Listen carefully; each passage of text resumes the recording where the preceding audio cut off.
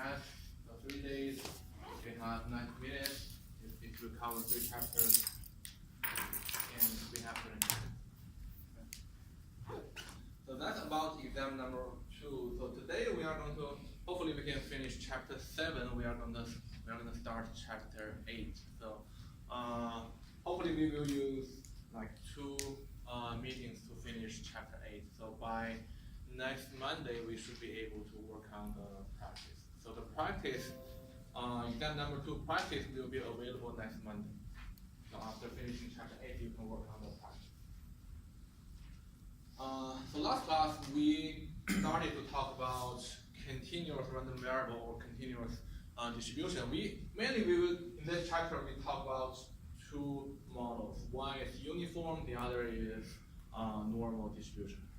So the first one is called uniform, but before that we talk about something called PDF, probability density function. It doesn't give us the probability that the random variable is equal to a value.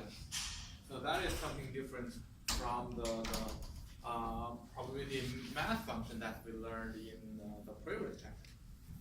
And one special property of the PDF is that if you do want to have the probability that the random variable is equal to a value, it always is equal to 0.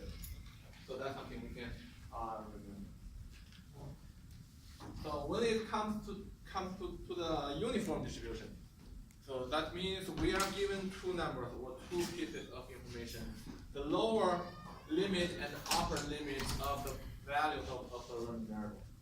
And other than those 2 numbers, we know nothing about the distribution. So that's why we model it as a uniform distribution. Between, or in this interval between those 2 limits, all the values are equally likely. So that's our uniform distribution. And we have how to calculate what's the probability that the random variable is between 2 values and the expected value variance, and how to use Cyclops or online calculator. We have there are a bunch of online calculators online available. If you just Google uniform, continuous uniform calculator, there will be lots of them. And the next one, which is more important than the uniform, is called normal distribution or normal random variable. A normal random variable, so if we talk about the curve or the function, it's a unimodal symmetric bell-shaped curve. And it has 2 parameters, mean and standard deviation. Depending on what parameters we have differentiation. So some curves are taller, thinner, some are shorter and wider. So it depends on the parameters we have. So mean, standard deviation. Let's remember those 2 parameters.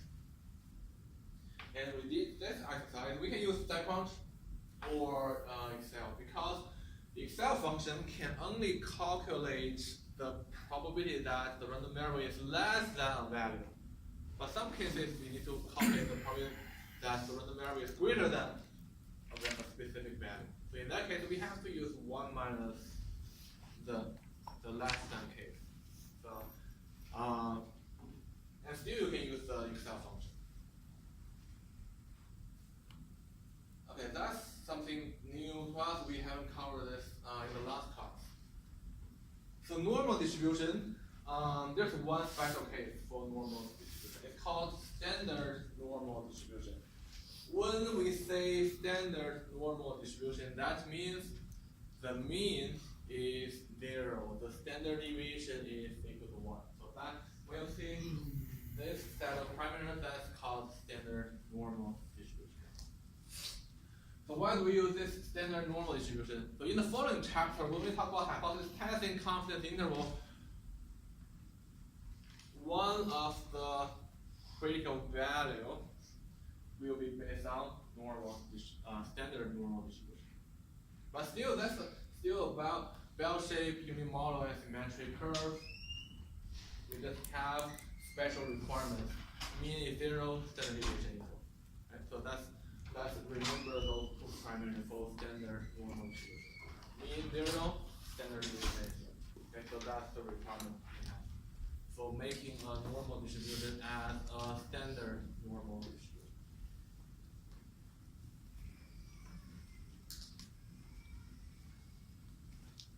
anyone still remember in the previous chapter, we learned something called standardized value or z-score or z-value.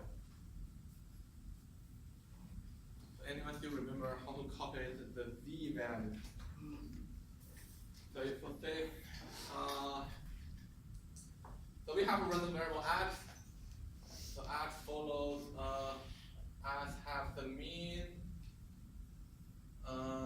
is 10, standard deviation is 22.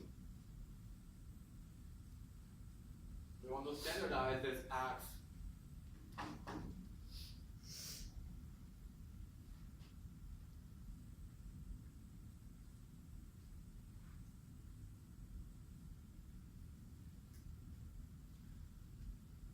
So the z-score that we learned is equal to the x, the random variable, if you have a specific value. X minus the mean over the standard deviation. So that's what we learned in the previous chapter. So to make a normal distribution or regular normal distribution to a standard normal distribution, we have to do this. So we have to. The x here is our random variable, normal random variable. It can be any normal distribution. Mean can be any value, standard deviation can be any value. Then in order to make it to a standard normal distribution, we have to do this transformation. So we have minus the mu or the mean of the random variable and divided by the sigma, the standard deviation. So that means you can make any normal distribution to standard normal distribution by using this.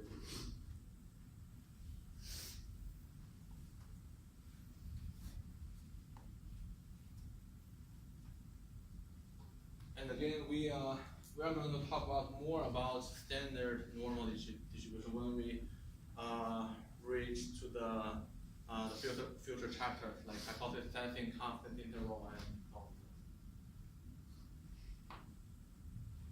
that. So let's see one example. Question number 6.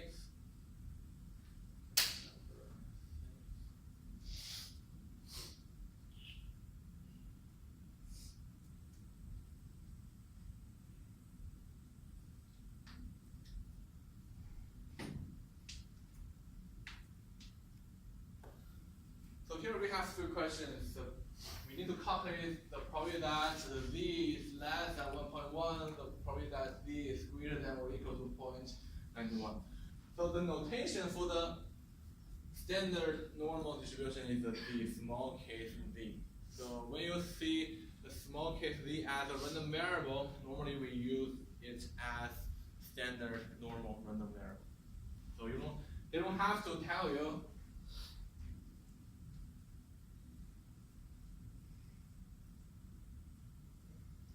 So we know standard normal distribution follows a mean of 0, standard deviation of 1.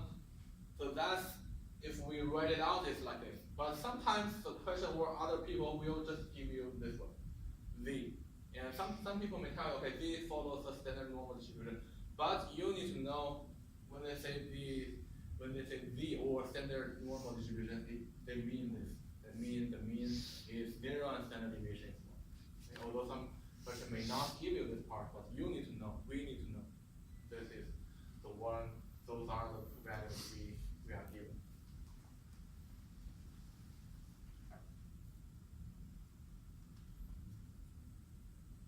So this question, I'm not sure if I mentioned that in the last class or not. Some questions do not have the link to second. So in this case, let me use the Excel.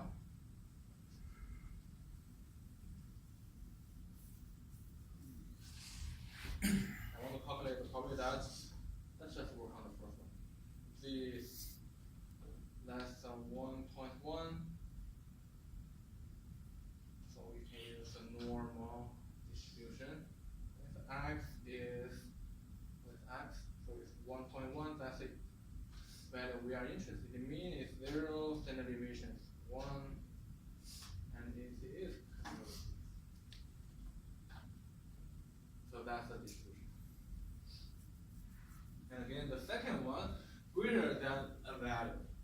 as I said earlier, the Excel doesn't have the function to directly calculate the probability that the random variable is greater than value. So we have to make some changes. So let me just put it here. So Z is greater than 0.91. It doesn't matter we have the equal or not. The question has the equal, but because we know if the probability of the random variable is equal to a value is 0, so we don't have to. Having it or not, it doesn't matter. So this one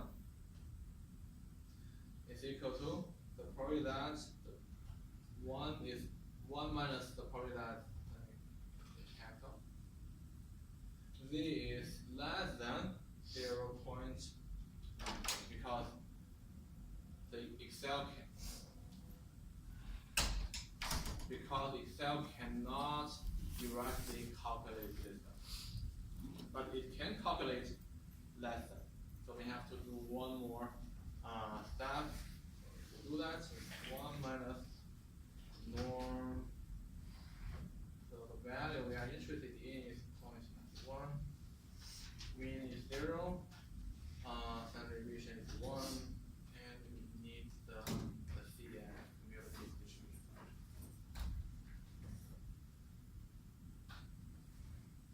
So let me put the equation that I use here.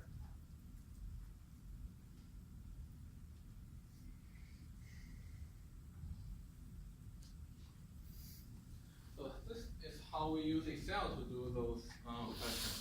Again, if you have step count, you don't have, for example, for the part B, you don't have to worry about the one more step. Okay. But if you do want to use Excel, this is how we do it. So any questions on those questions?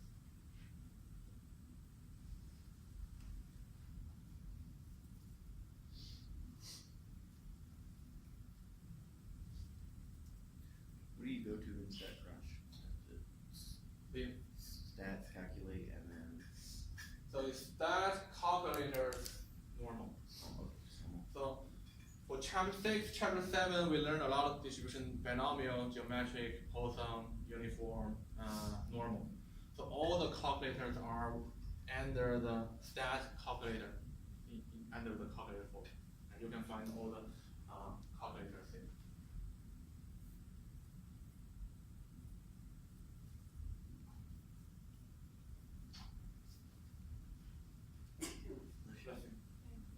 The next one is a property of normal distribution. So let's see. So when we talk about more than one independent normal random variable, then if we want to add up the random variables, then in this case we want to calculate the third random variable y. Y is equal to x1 plus x2. So all of them are random variables. So we know x1 follows a normal distribution, it has a mean standard deviation. X2 also is a normal random variable. And they are independent, by the way. Then, can we calculate the mean and standard deviation of y based on the mean and standard deviation of the first two random variables? The answer is yes, we can do this calculation. So as x1 follows one normal distribution, x2 follows, it has other its own parameters, and this is the mean and standard deviation of the new random variable y. If y is equal to x1 plus x2. So that's a property we have for normal distribution, as long as the two variables are independent.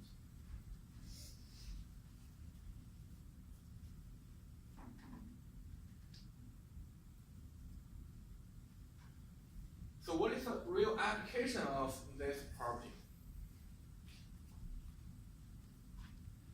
So say, for example, a manufacturing process for this marker. We know this marker has two parts, the small part and the large part. Say Alan is the engineer who designed those two parts. So the requirement is that The small one is 1 inch. This large part is say let's say 2.5 inches from here to there. So that's from the design. That's the ideal case. So we know in real world, in real manufacturing process, we cannot make this exactly 1 inch. It's nearly impossible. So the actual length of those two parts can be modeled as random variable. For example, for this small part, let's say the length can be modeled as a random variable x1. So it follows a normal distribution. And the mean, of course, is our requirement, is our design. That's going to be, say, 1. And standard deviation is really depends on what machine you have. If you have a very good machine, probably the standard deviation is really small, but we still have some standard deviation. And let's say it's 0.1. So that's the machine who makes this small part. And the second part, this one, the actual length can be modeled as a random variable x2. And it also follows a normal distribution, and say the mean is 2.5, that's our requirement, and the standard deviation, let's say, is 0.2. Okay. So that's the actual length of those two parts. And for me, I'm the one who is going to design the package or the box to hold the markers. So when I design this box or this package, what should be the height of the box? Just a little over 3.5 inches. So I have to consider those things, right? I have to consider those things. So I have to make sure, because when they assemble together, so when they actually assemble together, I have to consider the actual length of the whole marker, not this one, not this one, two together. So the actual length of those two is equal to x1 plus x2. Is this a random variable? That's a random variable. So that is my random variable y. So when I design the height of this box, this is the random variable I have to consider. Of course, when I manufacture the box, I have a mean. I also have a standard deviation because my machine is not perfect either. So this one, the y, still follows a normal distribution. I need a mean, I need a standard deviation.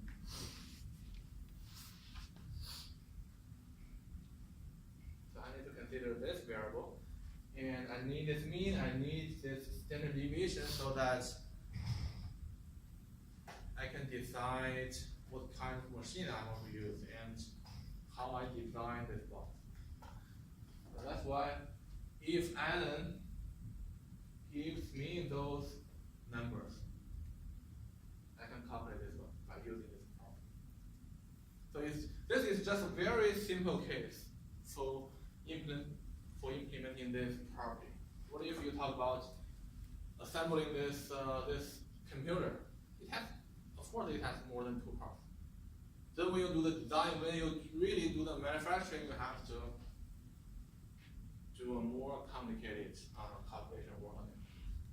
But this is a property that we have for independent random, normal random variable. Be careful. We can only implement this property when the random variables are independent. Okay, so that's a requirement. Any questions on this property?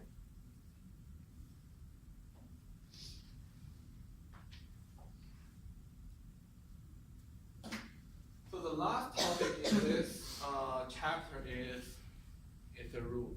It involves three numbers. So let's remember those three numbers. The rule is 68, 95, 99.7 rule. So that's a very popular rule we use and we use a lot. So for a normal distribution, what does that mean? What does this rule mean? What do those three numbers mean? So let's look at the first number, 68. 68 means 68%. So for normal distribution, 68% of the values will fall within one standard deviation of the mean. For example, if you have a population that follows a normal distribution, for example, this small part. So when you do the manufacturing, you manufacture like 1 million or 100,000, a lot. So that's the population. If we measure the length of all the parts you have for this one,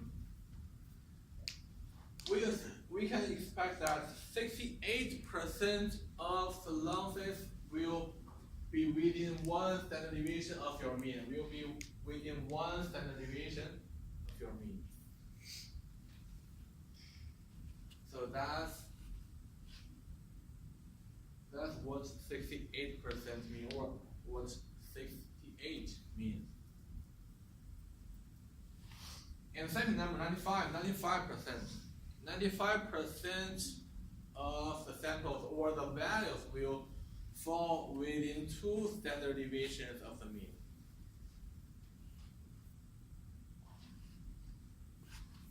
So 68% of my products will be within 0.9 to 1.1 will fall into this range, if this is my capability of manufacturing. And 95% will fall within two standard deviations from 0.8 to 1.2. So that's the second number. And third number, if we talk about the three standard deviations, 99.7%, almost all my products, the loss of my product will fall within three standard deviations of the mean. So each number corresponds to one standard deviation. One standard deviation, two standard deviation, and three standard deviation.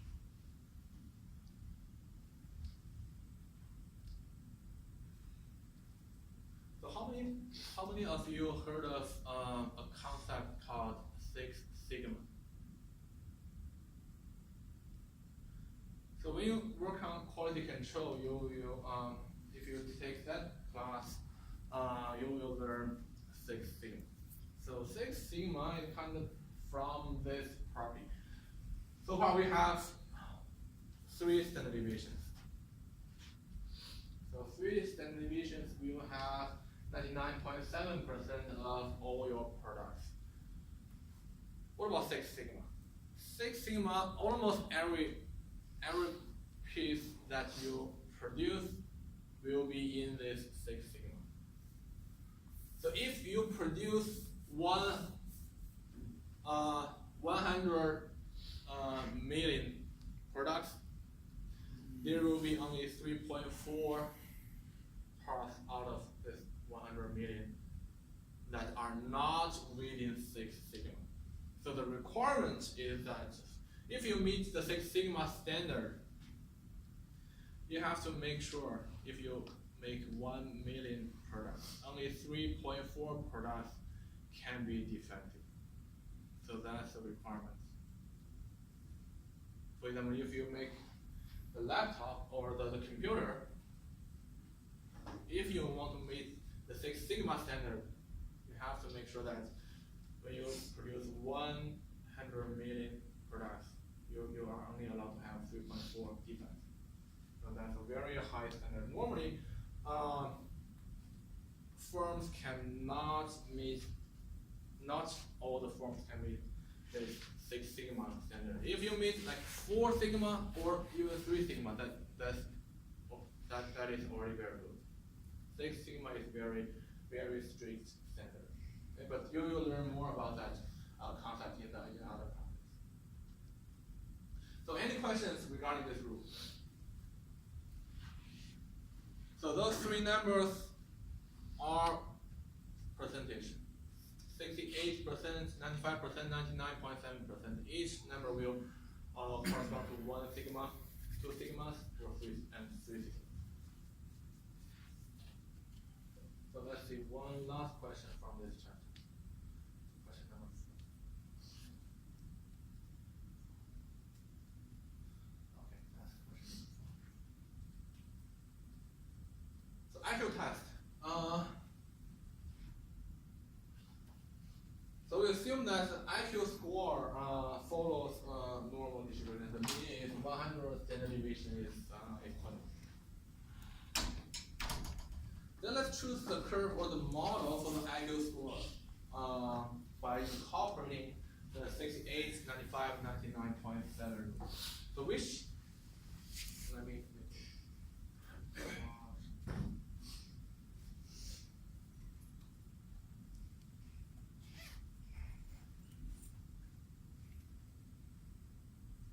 which figure correctly shows the 68, 95, 99.7. So the mean is 100, the standard deviation is 20. C. So what's wrong with B? The mean is not 100. Okay. The mean is, so the mean here is 120. I'm not sure if the folks in the background can see it, but the mean is 120, so B is not off. And A, that's okay. But if we look at A, so 3 standard deviations. 3 standard deviations correspond to 99.7. But in here, that's 68. So this is correct. 3 standard deviations correspond to 99.7 and 95%, take 8%. Okay, C is correct.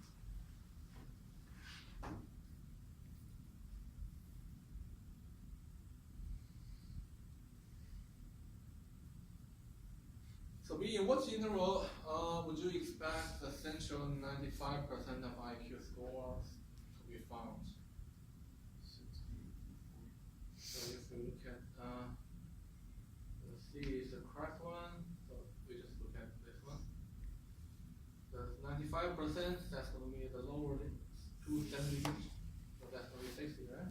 60 to 140.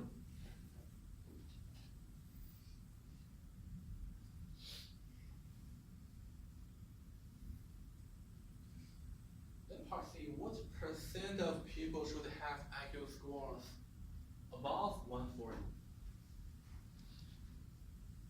Like 2.7%. 2.7%? I guess we don't would be the same.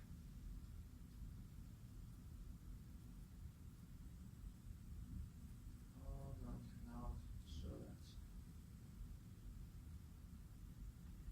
So we want to, basically what we need is, what is probably that the random, if we randomly select someone, the IQ score is greater than 140. So basically this is what we want to calculate.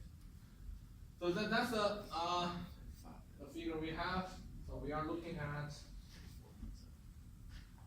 so what is the area above 140?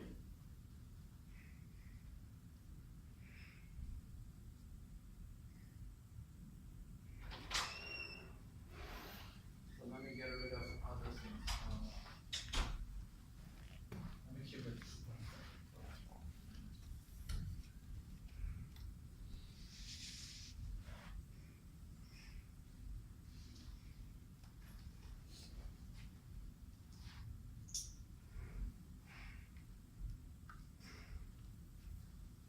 Okay.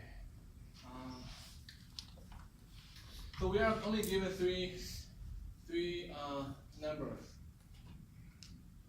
So this part is the one we want to calculate. So remember, this normal curve is symmetric. So the left part is the same as the other part. So this part,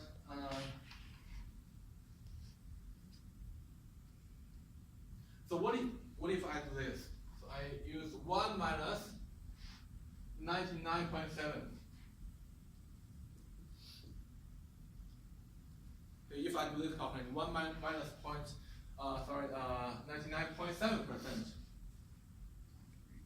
So that's 0.3%. So what is where is 0.3%?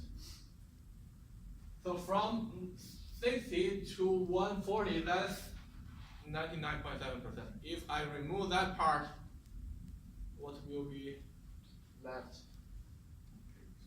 This part will be left. Oh, I shouldn't do this.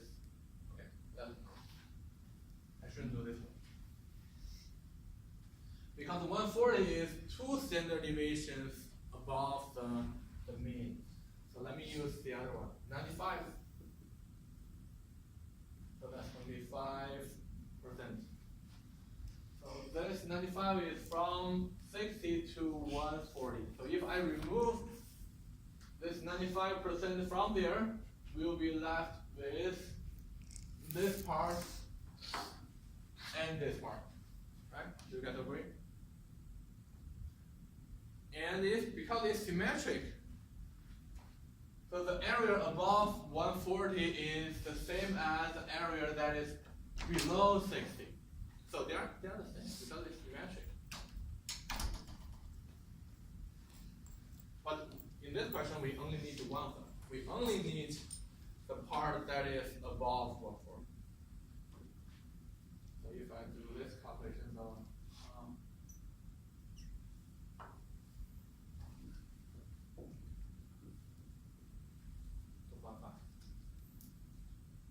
2.7 is very close. So that's how we do this. So we utilize those three numbers. If you look at the value we are interested in 140, 140 is where is 140? 2 standard deviations above the mean. So we are going to utilize the three numbers, and 2 standard deviations correspond to 95%. Then let's get rid of the central 95%. Then we'll have one tail and the other tail. Those two tails are the same, but we only need one tail. So the two tails together make 5%. But if we only need one tail, half of it. So that's going to be 2.5%. Let me see if that's correct. 2.5.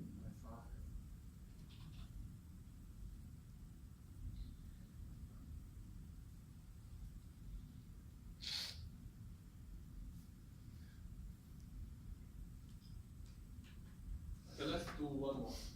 Then we'll be done with this question. We have more parts in this question, but I believe other parts for you guys to work on after the class. So part D, what percent of people should have IQ scores between 60 and 80? Let me write down those two numbers so that we can go back to D. So we want to calculate if we randomly select someone, IQ score is between 60 and 80. So this is what we need. So let's go back to the figure. Let's get some help from. That's one.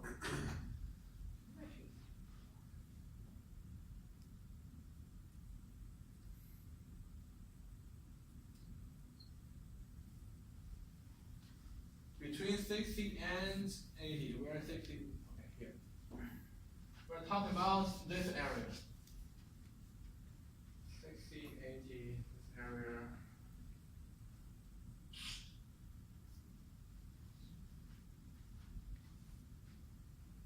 How do we get this area? 60, 80. 23.75. 23.75. 23.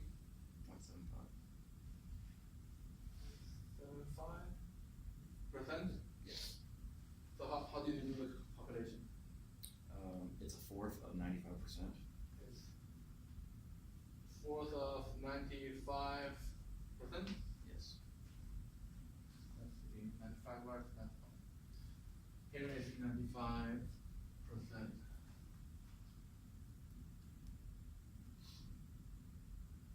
you're saying, okay, this is 1, 2, 3, 4. So you divide it by 4.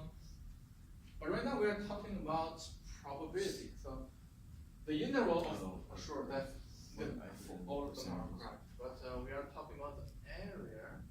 So this area, I think, is good. So it's not divided by.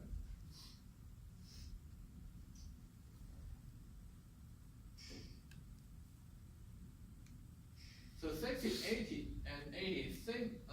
60 corresponds to 2 standard deviations below the mean. 80 corresponds to 1 standard deviation below the mean. Can we get some help from some of those 3 numbers?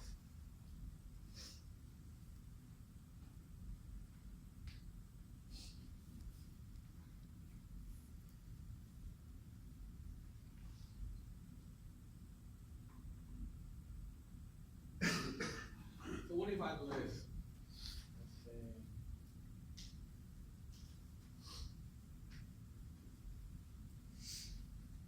95% minus 68%.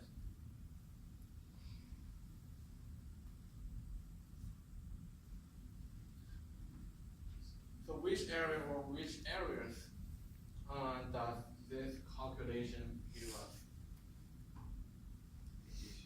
That calculation gave you 60 to 80 and 120 and 140.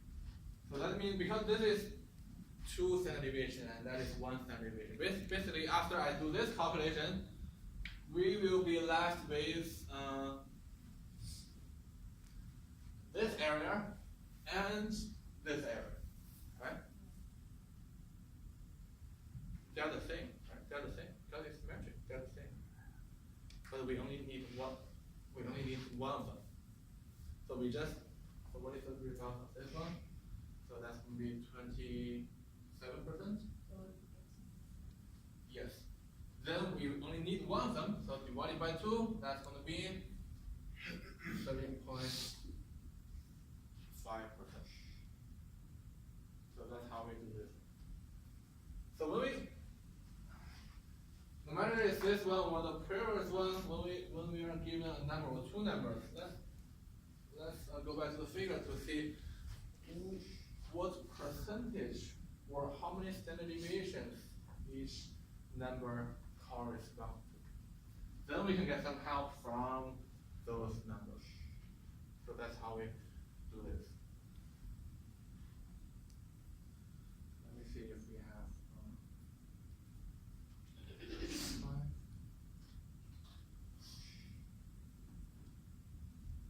So we have more parts, but for the sake of time, I'm not going to do that. Let me see if I already uploaded the video for that question.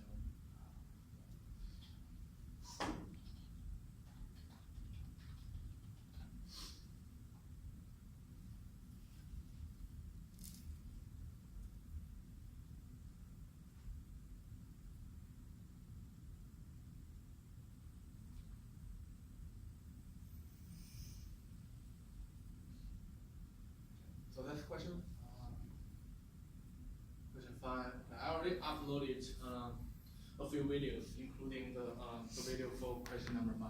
So when you work on assignments, if you have any question, you can refer to the videos first. But if the videos are not available for the question that you have trouble with, you can email me or we can meet.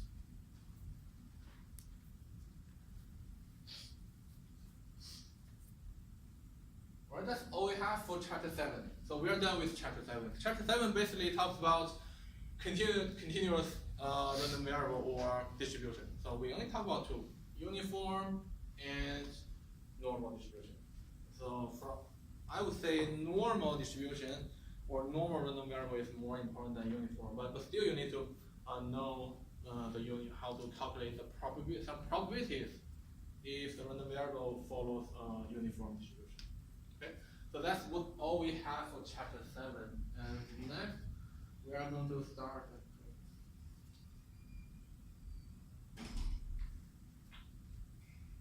So we are going to start chapter 8.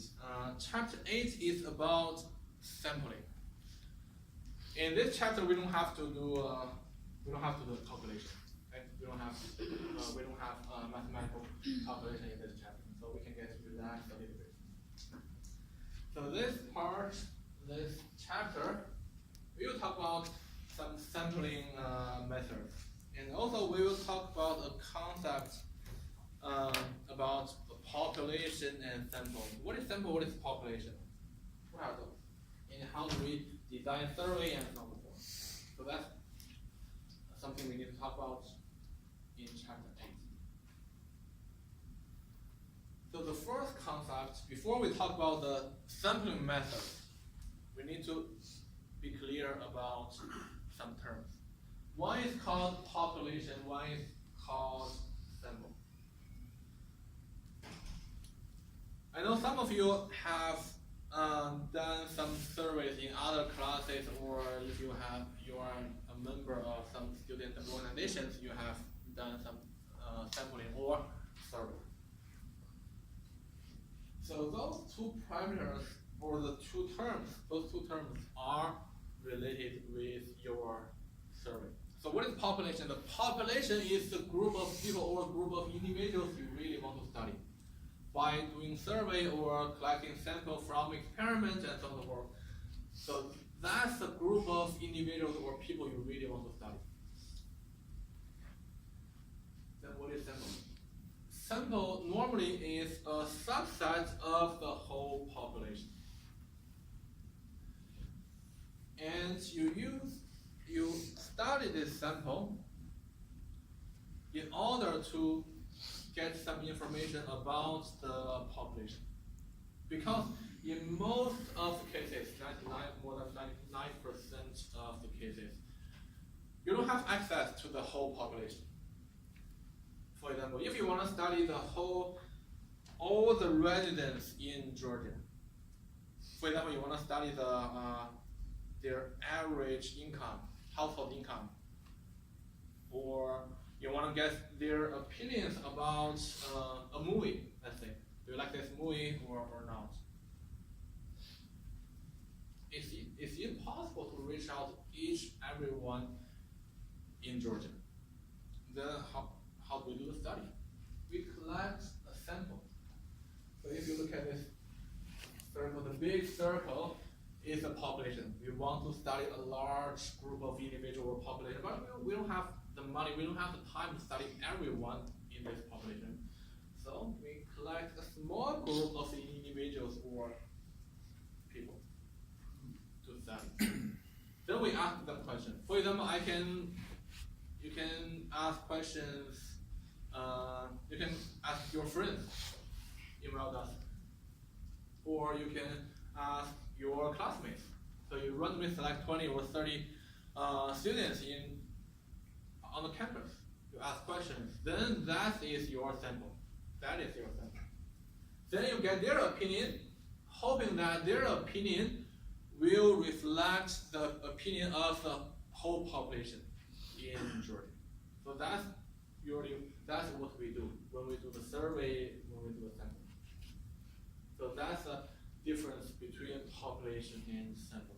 So again, population is the group of people or individual we want to study. We really want to study the population, but we don't have access or we don't have the money to ask everybody in that group. So we select some of them, or a small group or a subset of that group, the whole population. So that's the difference between population and sample. Then if we do a survey, okay, we need to ask questions. But who should we ask?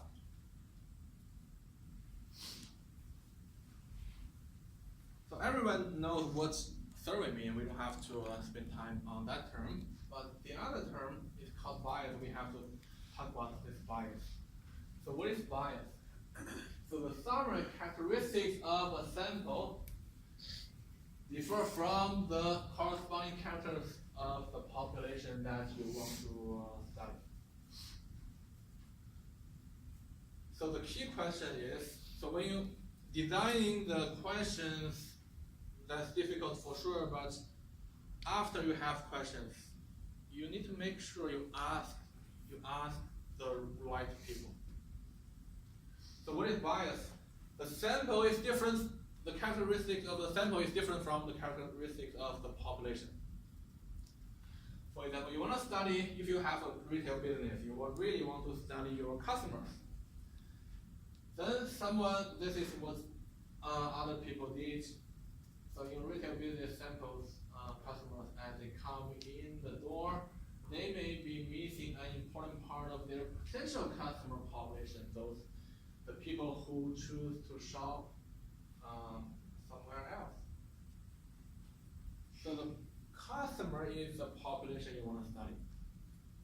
But if you do the survey to the people come to your store, and you do not do the survey on the people who do not come to your store, you are missing a lot of potential customers.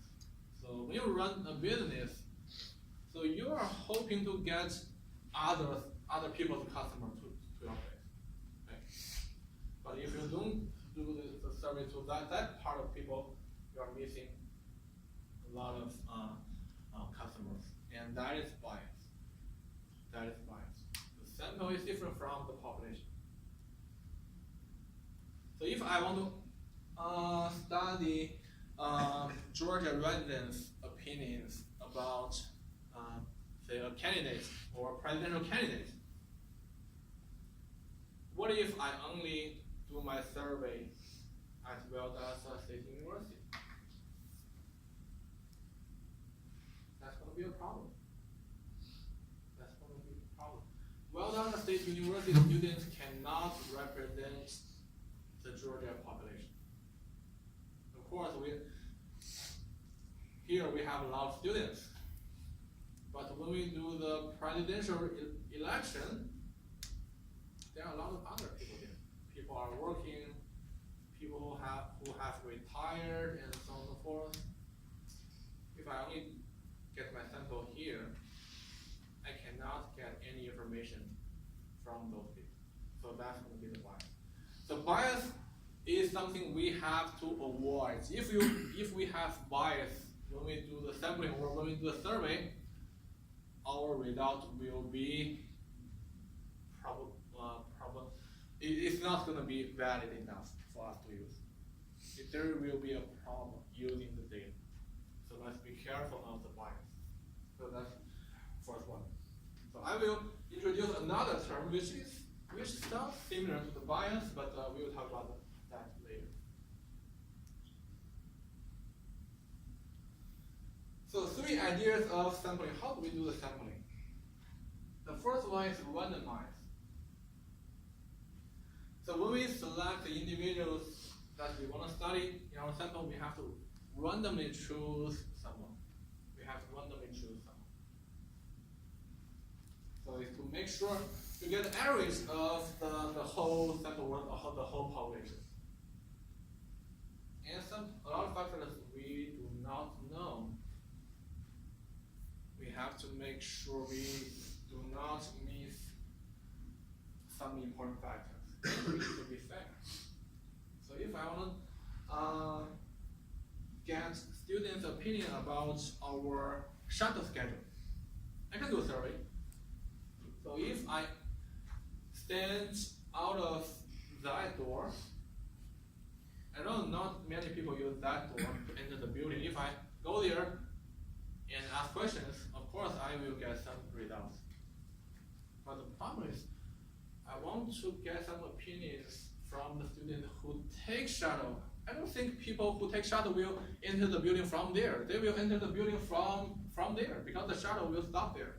So I will be missing the real population I want to study. So it's not randomized. So in order to randomize my sample, I do some survey from there, and so on and so forth, so that I randomly select people all over the place. So that's randomized. So that's very important. When you have a chance to randomize your sample, you randomize your sample.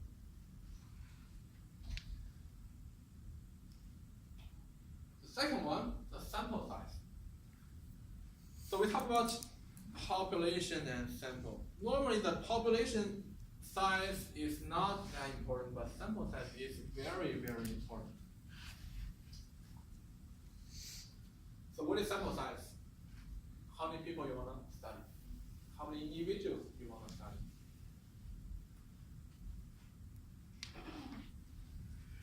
And we know I'm hiding something here. So that's kind of food.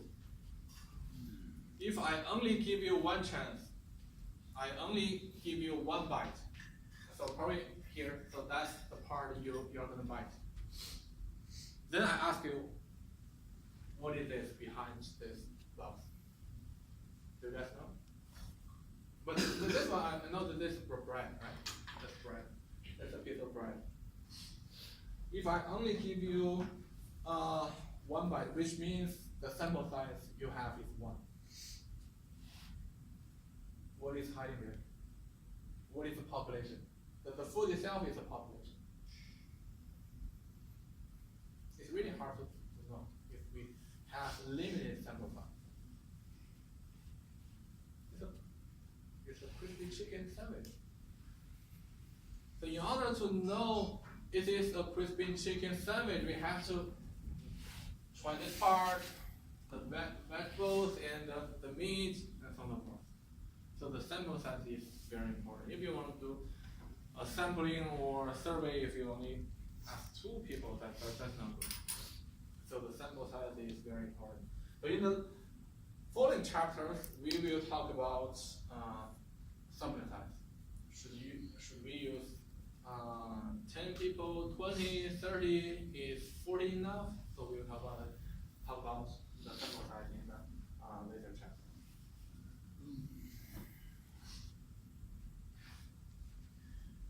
And you may have one question. Can we study the whole population so that the result will be accurate?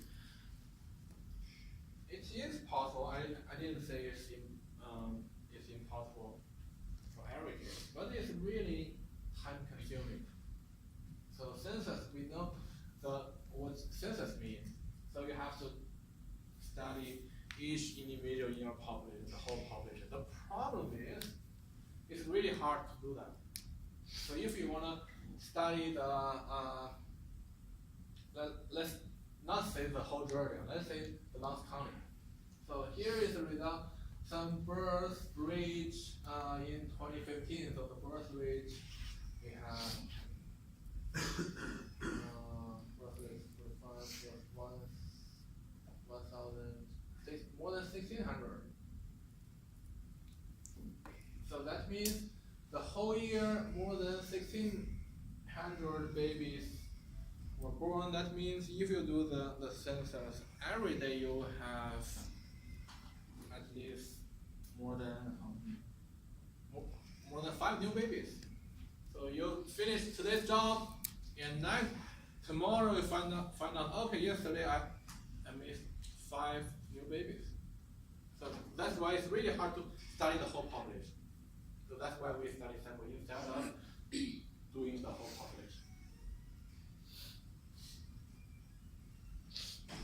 Then let's go back to the group of people we want to study, the population.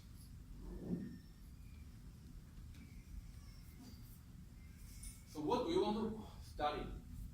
We need some opinions, we need some information. All those things will come to some numbers. So we have to come to some numbers. Opinions, for example, about the presidential election, 52% of Georgia residents will support candidate A, 30% support candidate B, so it comes to 2 numbers. So that's called parameter, population parameter. We need to study the numbers. The numbers are called population parameters. A numerical value attribute of model work for population. Or the average household income of the Georgia residents. So those are the numbers. Those are the parameters we want to study. So that's called population parameter.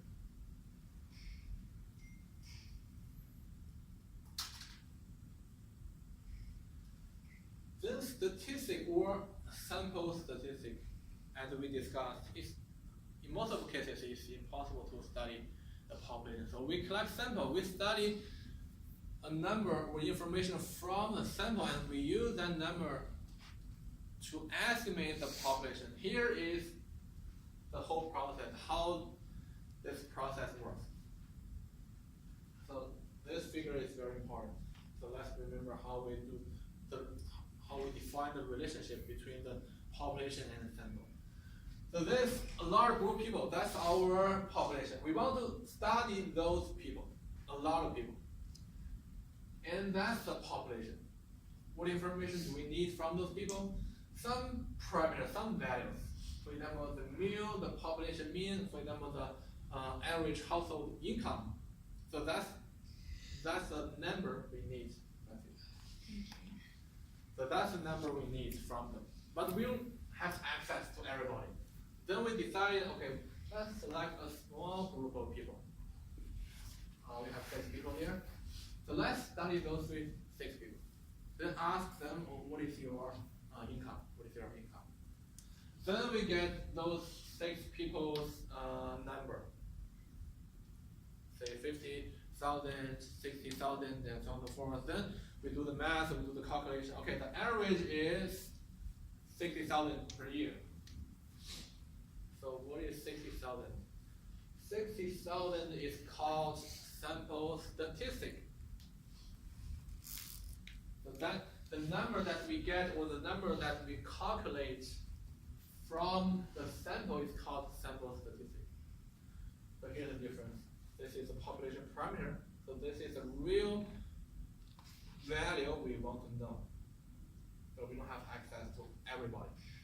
So we study a small group of people and we calculate a similar number, and which is an average, but it's not this average.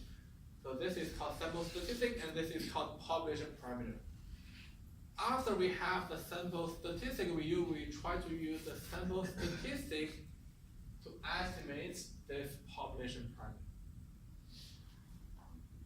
So that's the whole concept. We have sample. This is the number we have. So if you have data, if you do a survey, if you do the sampling, you will have this one.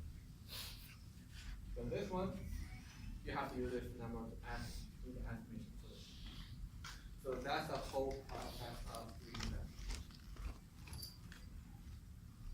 So any questions on this figure, on this whole process? So remember, next time you do the sampling, when you do the survey, the individuals or the people you study are not just the people you ask questions on. It's a whole VSU students or the residents of Busa. So when other people ask you what is the population you want to study, that's not say 20 people, not say 30 people. It's larger than that.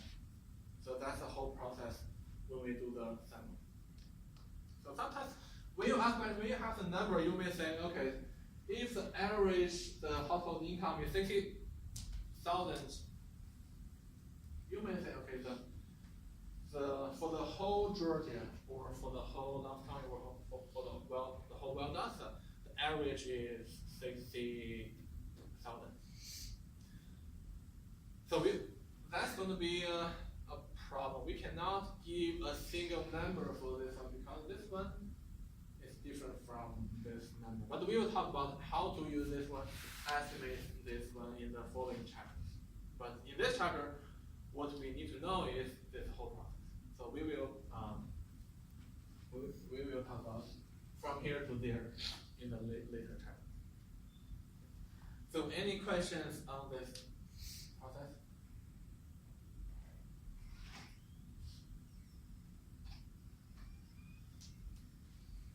Okay, now let's talk about some sampling techniques or sampling designs. So for sampling methods or sampling techniques, there are 2 major streams. One is called probability-based sampling. The other is non-probability-based sampling. So in the following slides, we will first talk about probability-based sampling. So it's purely based on probabilities. So the first one is widely used sampling method, which is called simple random sampling. But before that, we need to talk about a few terms so that we will know how to do this simple random sampling. So still I have this big blue circle, the big blue circle that represents the whole population. I have one more circle, the red circle, that is called sampling frame. What is a sampling frame? So sampling frame is a list of individuals from which the sample is collected or selected. So for example, if my population is the whole, all the Valdosta State University students, so that's going to be my blue circle. The red circle could be a list of the students in the College of Business. I need the list. We need the list. Then I will choose, say if I decide I need 40 students. So from this long list, probably we have 1,000 students in our college. But I'm not sure about the exact number, but assuming I have the list, 1,000 students in our college, then I randomly select 40 people from them.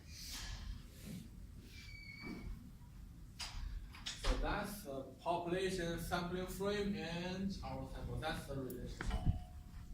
That's the relationship.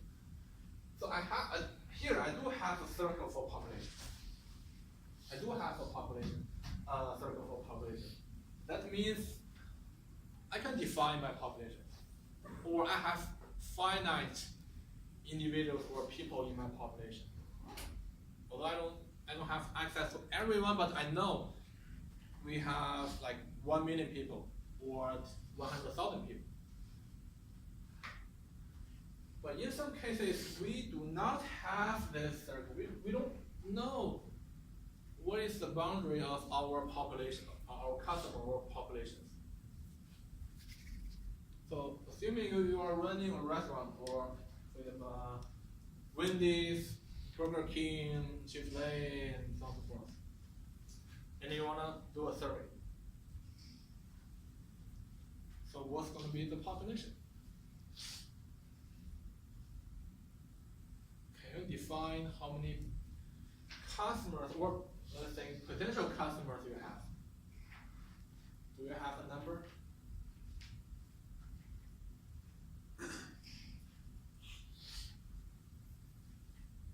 So if I want to study the Valdosta State University students, I know we do have a complete or comprehensive list. But what if your population is the customers? If you are running a restaurant, burger, let's say, burger. I'm sure they have an average statistic of how many they get per day, so you have not a number to choose from. Yeah, we should have those numbers based on our historical data.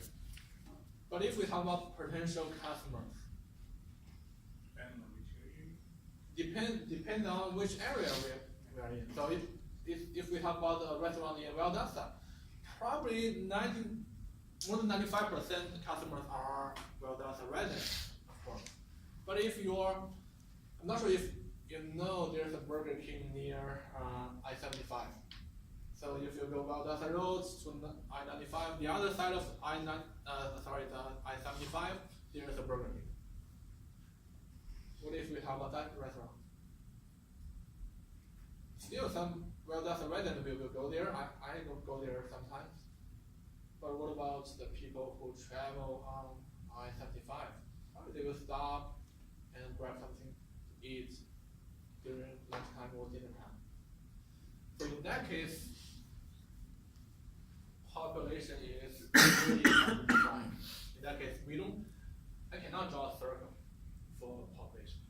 So in business analytics, BUSA 3100, when you study the sampling, you will learn two things: finite population.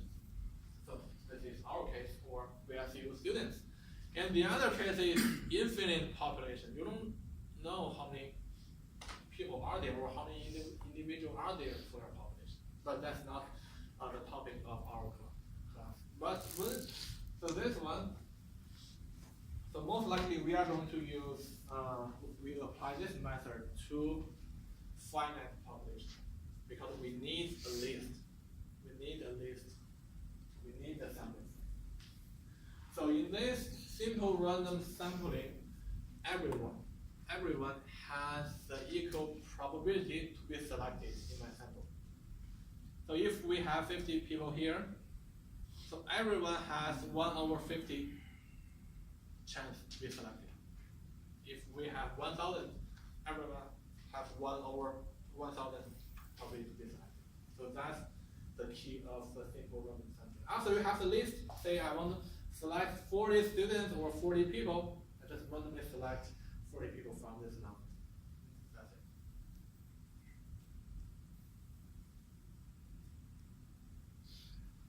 Let me see. Okay, let's finish this slide, then we will be done today. So we have one term on this slide which is called sampling error. And we also have the bias. We talked about the bias in the previous slide, and I said we'll talk about it that again, and we need to introduce one more. That is called sampling error. So that's a natural tendency of randomly drawn samples to differ, which means if you do the sampling more than one time, I mean random sampling, the two samples you have will be different if you do the random sampling. If you do not do the random sampling, say I select three, I only need three people in my sample. The first time I select the first three students in the first row, and second time I still select them. That's not the random sampling. I randomly select three people in this classroom, then the two samples are different. So that is called sampling error. Although it's called sampling error, it's not a mistake. That's something we expect. We expect to see the samples are different if we do the random sampling. We cannot avoid this sampling error. It's going to happen anyway. That's not a mistake, but bias, that's something we have to avoid. Let's not be biased. So bias, go away.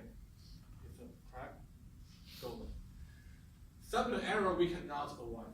So that's something we will have. So let's be clear about the difference between the sampling error and bias.